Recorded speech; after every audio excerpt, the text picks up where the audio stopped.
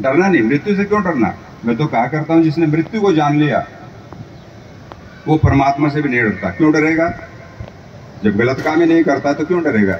तो इसलिए हमें मृत्यु को जानना, मृत्यु कुछ नहीं है, इस शरीर को छोड़ के दूसरा शरीर धारण कर लेती है, इतना ही है। और जो कर्म हमने किए थे, पुण्य या अपुण्य, वो हमको आगे मिल जाते हैं। तो इसलिए आज मैं चाहूंगा जितने भी भाई और बहनें यहाँ पर बैठे हैं, हमें दिवंगत शिवराज जी से प्रेरणा लेनी है। जैसे हम उनका गुणगान कर रहे हैं, तो मैं ये नहीं कहता आपको अभी जाना है। वेद में कहा जीवे में श्रद्धा शतम, हम 100 वर्ष की आयु को प्राप्त करें और 100 वर्ष के बाद यहाँ से जाएं, तो 100 वर्ष में जो हमने अच्छे कार्य किए हैं लोग उनको याद करें। मैं कई बार कहा करता हूँ, अगर सरदार वल्लभ भाई पटेल नहीं होते तो शायद आज हम यहाँ बैठ करके ये यज्ञ नहीं कराते, हमारे पुरोहित वर्ग, हमें परमिशन ही नहीं मिलती। तो सरदार वल्लभ भाई पटेल ने वो किया जो कोई नहीं कर सकता। और मैं समझता हूँ जब तक ये जमीन आसमां रहेगा, सूर्य और चंद्र हैं, तब तक हम कभी उसको भुला नहीं सकते। क्यों? उसने कार्य ऐसे कर दिया। तो भाई वे कार्य हम भी करें, उन कार्यों को जीवन में हम भी करके जाएं, ताकि लोग हमें भी याद करें। हम भी तो जीवात्मा है ना, आप सबके अंदर वही जीवात्मा है जो सरदार वल्लभ भाई पटेल के अंदर थी।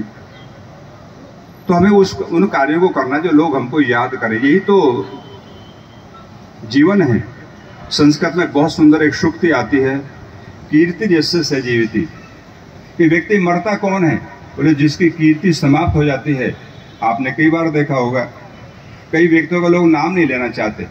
इतिहास की बात छोड़ दीजिए, अभी प्रेजेंट में जो गांव से चले गए, बोले इसका नाम मत लीजिए भाई, इसका नाम लेना भी अच्छा नहीं। और कई लोगों का नाम लेने में हम गौरव महसूस करते हैं कि भाई नहीं, ये तो हमारे गांव का वो व्यक्ति था जिसने हमारे गांव का नाम रोशन किया। तो ये सब क्या पुण्य अपुण्य के आधार पर होता है, शुभ और अशुभ के आधार पर होता है। तो हम चाहेंगे हम भी उसके भागी बने। और ये प्रेरणा केवल आर्य समाज से मिलती है भाई। अगर कहीं आप और होते तो यहाँ पर बहुत पाखंड हुआ होता है, और इन चीज़ों को कोई नहीं बताता जो आपके सामने भी हमारे पंडित वर्ग बता रहे थे आपको। तो इसलिए आर्य समाज की स्टेज पर ही ये चीज़ें बताई जाती हैं कि जीवन क्या है, मृत्यु क्या है, इसके बाद हमारा क्या होना है।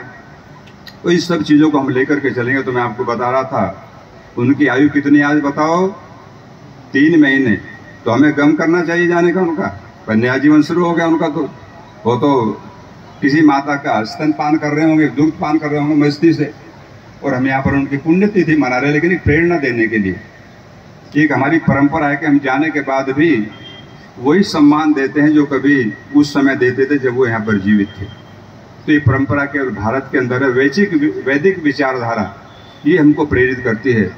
तो मैं चाहूँगा जितने भी भाई और बहनें यहाँ पर आए हैं, वे सभी स्वराज जी से प्रेरणा लेकर के जाएं कि हमारा भी लोग ऐसे ही गुणगान करें, हमारा भी ऐसे ही एक पहचान बने जाने के बाद भी। और वही व्यक्ति जिंदा है जो जाने के बाद भी याद किया जाता है, नहीं तो व्यक्ति मरने के बाद में समाप्त हो जाता है, कोई उसका नाम लेना नहीं चाहता। तो हमारा नाम, हमारा गुणगान लोग करें, तो समाज में ऐसी एक प्रथा, ऐसी एक पहचान बनाएं जिससे लोग हमको याद करें जाने के बाद भी। समय बहुत हो चुका है और आप सब प्रसाद की इच्छा कर रहे हैं, क्योंकि अभी विजेंद्र जी ने बताया कि प्रसाद तैयार है। तो मैं चाहूँगा कि आप सभी प्रसाद भी पाएं और माँ से, स्वराज जी से प्रेरणा लेकर के जाएं। मैं भी एक पुस्तक देख रहा था यहाँ पर, जो विजेंद्र जी, वो संस्कार विधि उनके नाम से बनाई है, और शायद मैं समझता हूँ आप सबको दी जाएगी, सबको यहाँ से मिलेगी। बहुत अच्छा कार्य किया, ये संस्कार विधि है। और उसमें देख रहा था मैं, हमारे जो दिवंगत आत्मा है स्वराज जी, वो चले गए, उनका चित्र इसमें लगा है। तो इसे कहते हैं कीर्ति। ये जिसके भी हाथ में जाएगी वो इसको पढ़ेगा और देखेगा भाई ये कौन थे, तो अनायास ही उसकी जीभ पर नाम आ जाएगा भाई ये तो मकोड़ा के रहने वाले थे, हमारे पड़ोसी गांव के रहने वाले थे, और उनके नाम पर इसको बनाया।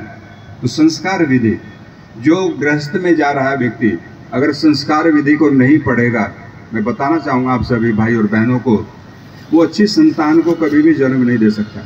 संस्कारवान बच्चे हो ही नहीं सकते उस परिवार में जहाँ पर ये पुस्तक नहीं होगी। हाँ, मेरी तरह से अगर साधु बनना तो कोई बात नहीं, फिर तो बात ही खत्म है। फिर भी इसके अंदर बहुत कुछ लिखा है, प्रेरणा। तो 16 संस्कार इसमें दिए हैं और कहीं ना कहीं बच्चे को कुछ नया बनाने के लिए, संस्कार देने के लिए इसमें कहीं ना कहीं बहुत प्रेरणाएं मिली है। तो मैं चाहूँगा सभी यहाँ से लेकर के जाएंगे, इसको पढ़ना भाई, रख मत देना ले जा करके, सोचो कि पुस्तक मिली है और ले जाके इसको कहीं रख दिया, नहीं, इसको पढ़ो जब भी आपको टाइम मिले।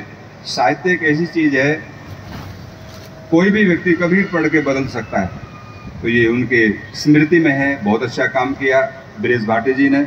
और भाटी भाटी नहीं कहा करो आप, विजेंद्र जी आप इसमें आर्य लगाओ पीछे, ये अकड़ता है कई बार।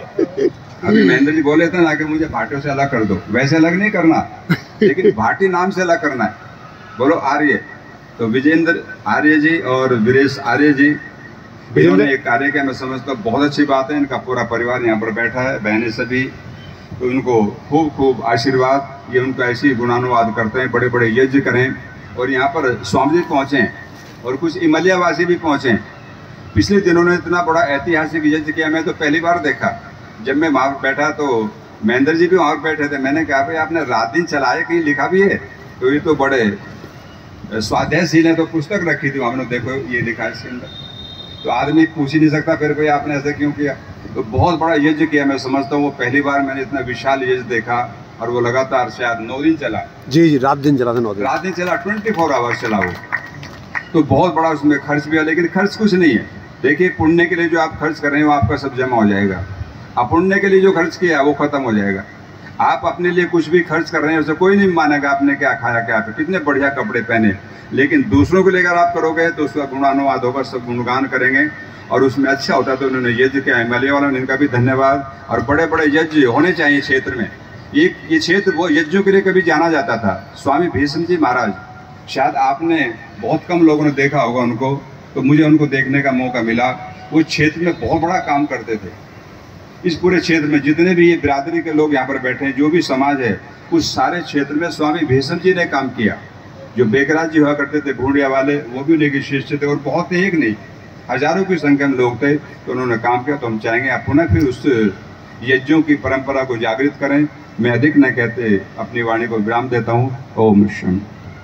बहुत बहुत धन्यवाद परम पूज्य स्वामी जी महाराज। जोरदार ताली से अभिनंदन करेंगे, स्वागत करेंगे।